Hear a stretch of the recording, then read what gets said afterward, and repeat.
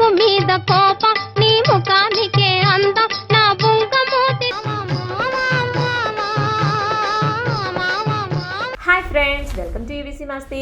చిన్న వయసులోనే పాటల ప్రపంచంలోకి అడుగుపెట్టి వేలాది పాటలతో కోట్లాది సంగీతాభిమానుల హృదయాలను గెలుచుకున్న గాన కోకిల జమునా రాణి గారు కేవలం 7 సంవత్సరాల వయసులోనే సినీ గాయనిగా ప్రయాణం మొదలుపెట్టి తెలుగు, తమిళ, కన్నడ, మలయాళం ఇంకా సింహళ భాషల్లో 6,000కు పైగా పాటలు పాడిన ఈ మహాగాయని జీవితంలో ఎన్నో ఆశ్చర్యకరమైన సంఘటనలు ఉన్నాయి. జమునా రాణి గారికి సినిమాల్లో పాటలు పాడేందుకు మొదటి అవకాశం ఎలా వచ్చింది, ఎందుకు ఒక్కసారిగా పాటలు తగ్గిపోయాయి, ఆమె కెరీర్ లో జరిగిన మలుపులేంటి, ప్రేక్షకులు ఇప్పటికీ మర్చిపోలేని ఆమె పాడిన అమరగీతాలేంటి, ఈ వీడియోలో జమునా రాణి గారి జీవితంలోని ఎవ్వరికీ తెలియని నిజాలు, ఆసక్తికరమైన సంఘటనలు, అరుదైన విశేషాలు, ఇంకా ఆమె సంగీత ప్రస్థానంలోని మధుర జ్ఞాపకాలను తెలుసుకుందాం. సో వీడియోని చివరి వరకు చూడండి ఫ్రెండ్స్. ముందుగా ఆమె కుటుంబ నేపథ్యం గురించి తెలుసుకుందాం. జమునా రాణి గారు 1938వ సంవత్సరం మే 17న ఆంధ్రప్రదేశ్ లోని జన్మించారు. ఆమె తండ్రి వరదరాజులు గారు, తల్లి ద్రౌపది. ఆమె తల్లి మంచి వయలిన్ విద్వాంసురాలు. ఇంట్లోనే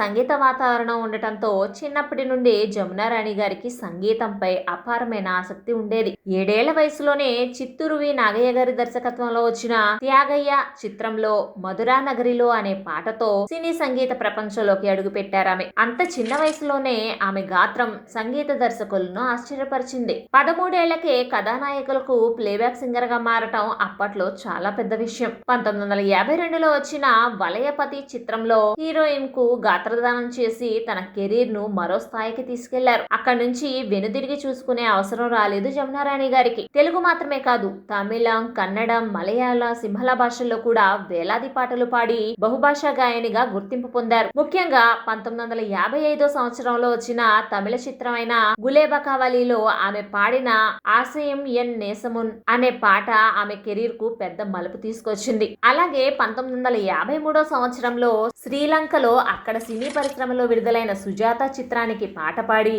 సింహళ సినిమాల్లో కూడా తన గాత్ర మాధుర్యాన్ని చాటుకున్నారామె. తర్వాత వరద కగడే, సేదసులాంగ్, వనమోహిని, సురయ్య వంటి అనేక చిత్రాల్లో పాటలు పాడి అక్కడ కూడా అపారమైన అభిమానాన్ని సంపాదించారామె. జమునా రాణి గారు గానం చేసిన ఎన్నో తెలుగు పాటలు ఇప్పటికీ వినసొంపుగానే ఉంటాయి. నాగమల్లి కోనలోన, ముక్కు మీద కోపం, ఓ దేవద, పదవే పదవే వయ్యారి గాలిపటమ, సరదా సరదా సిగరెట్టు, ఇలాంటి ఎన్నో పాటలు ఇప్పటికీ సంగీతాభిమానులు మర్చిపోలేరు. దేవదాసు, లైలా మజ్ను, ఆలిబాబా 40 దొంగలు, లవకుశ, రాముడు భీముడు, మూగ మనసులు, మంచి మనసులు, ఆత్మబంధువు, కులగోత్రాలు, దాగుడు మూతలు, ఇలా ఎన్నో చిత్రాలకు తన మధుర గాత్రాన్ని అందించారు. అంతేకాదు ఘంటసాల, ఏఎం రాజా, పిబి శ్రీనివాస్, పిఠాపురం నాగేశ్వరరావు వంటి అగ్రగాయకులందరితో కలిసి ఎన్నో అద్భుతమైన యుగళ గీతాలు ఆలపించారామె. జమునా రాణి గారి జీవితంలో చాలా మందికి తెలియని ఒక ఆసక్తికరమైన విషయం ఉంది. అదేంటో తెలుసుకునే ముందు మన ఛానల్ ని సబ్స్క్రైబ్ చేసుకోండి ఫ్రెండ్స్. ఆ విషయం ఏంటంటే